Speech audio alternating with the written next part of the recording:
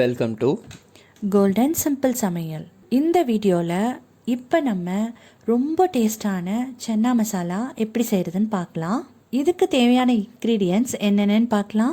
1/4 kilo வெள்ளை சுண்டலை நைட்டே ஊற வச்சிடணும். அப்போ தான் காலையில் செய்யும்போது நல்லாயிருக்கும்.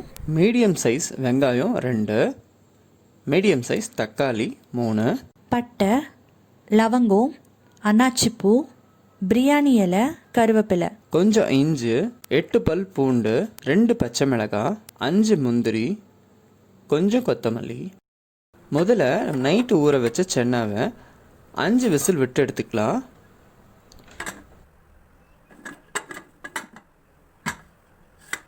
இப்போ நம்ம ஒரு கடாயை அடுப்பில் வச்சு கொஞ்சம் எண்ணெய் ஊற்றிக்கலாம்.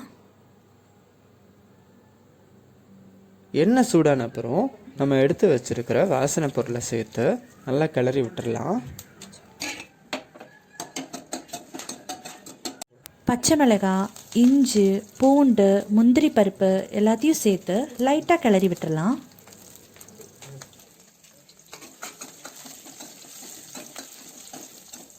தக்காளியை போட்டு நல்லா கிளறி விட்டுடலாம்.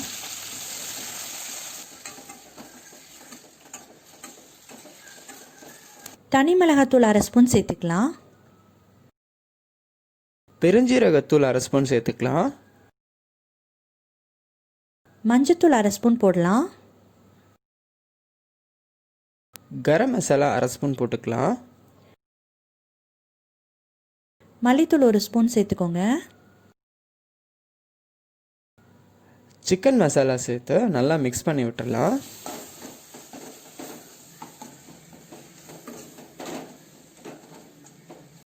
இப்போ பாருங்கள், மசாலா ரெடி ஆயிடுச்சு. இப்போ நம்ம இதை ஆற வச்சிடலாம்.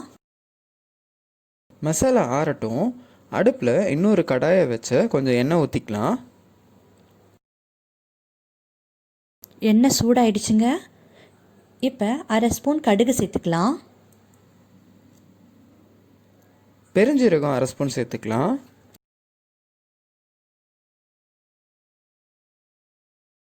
கருவேப்பிலை போட்டுடலாம். பொடிசாக கட் பண்ணி வச்சுருக்க வெங்காயத்தை சேர்த்து நல்லா கிளறி விட்டுடலாம். வெங்காயம் நல்லா வதங்கட்டும். அதுக்குள்ளே நம்ம ஆற வச்ச மசாலாவை மிக்ஸி ஜாரில் போட்டு மையாக அரைச்சிடலாம்.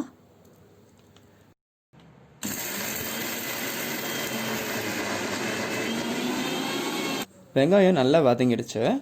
இப்போ நம்ம மிக்சியில் அரைச்சி வச்ச மசாலாவை இதில் சேர்த்து நல்லா மிக்ஸ் பண்ணி விட்டுடலாம்.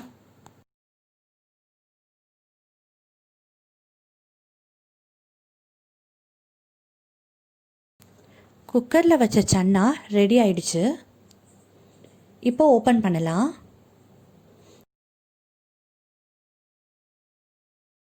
அஞ்சு விசில் விட்டால் போதும். இந்த அளவுக்கு நல்லா வெந்துடும். தண்ணியாக இருந்தாலும் தண்ணியை வேஸ்ட் பண்ண வேண்டாம். சால்ட் அண்ட் பெப்பர் போட்டு குடிச்சிடலாம். அப்படி இல்லைனா குக் பண்ணும்போது தண்ணிக்கு பதில் இதை சேர்த்துக்கலாம். 2 கையளவு சன்னாவை எடுத்து மிக்ஸி ஜாரில் போட்டு மையாக அரைச்சிக்கலாம்.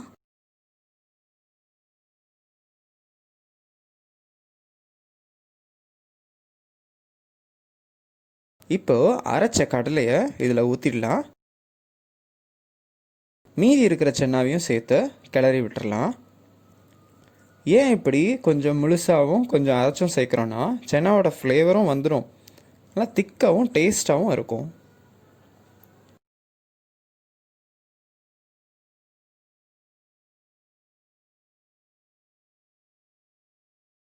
தேவையான அளவு உப்பு சேர்த்துக்கலாம். நல்லா கிளறி விட்டுடலாம்.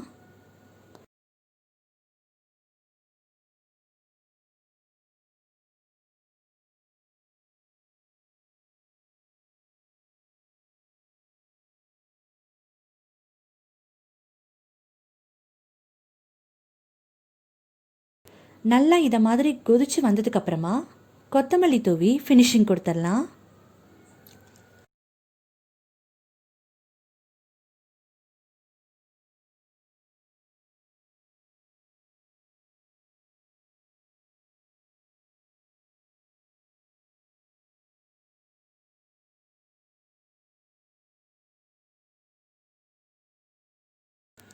சப்பாத்தி பூரிக்கு பெஸ்ட் சைட் டிஷ் ரெடி.